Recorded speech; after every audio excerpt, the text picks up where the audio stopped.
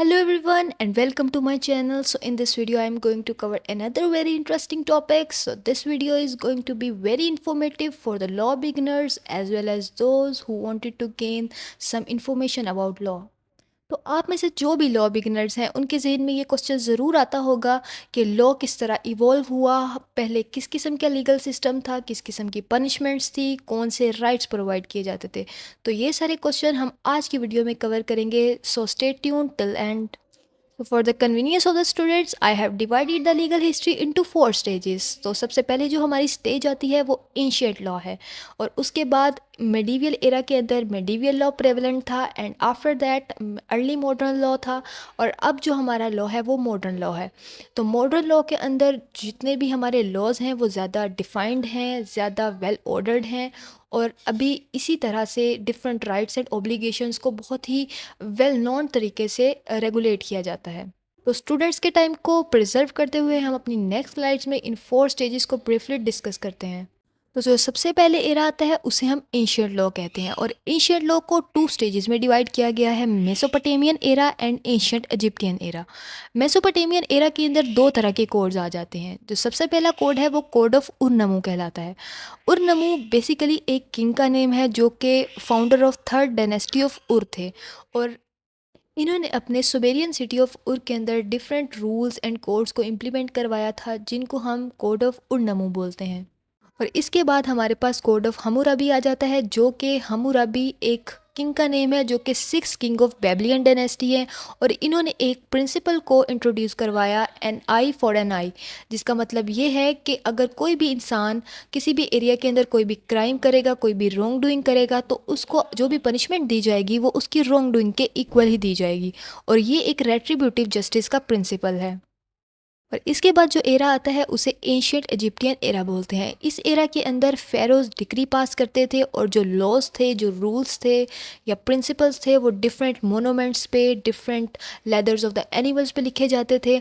और मात basically consider किया जाता था a goddess wearing white dress, जो कि डिपिक्ट करती थी ट्रुथ को, जस्टिस को, पीस को और इक्वालिटी को।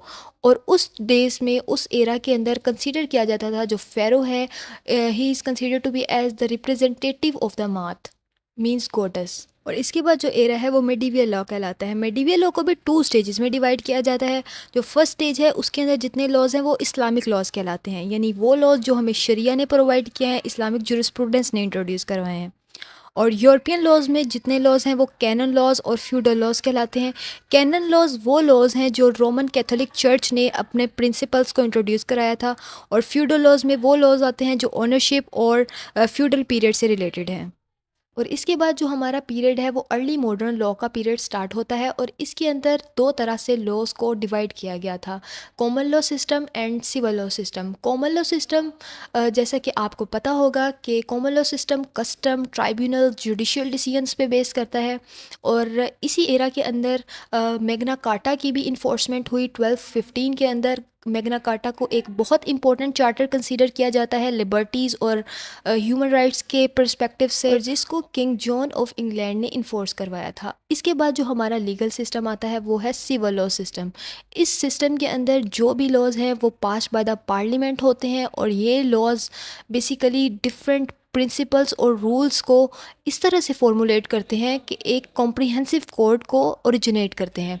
और सिविल लॉ कंट्रीज़ के अंदर बेसिकली फ्रांस, जर्मनी, जापान और रशियन कंट्रीज़ आ जाते हैं, और कॉमन लॉ के अंदर यूके, यूएसए, कनाडा और ऑस्ट्रेलिया जैसे कंट्रीज़ आते हैं। So after the evolution our present law is considered to be as the modern law. So you people can tell me in the comment section कि जो हमारा present law है वो किस प्रोसीजर और किन रूल के साथ प्रेजेंट है।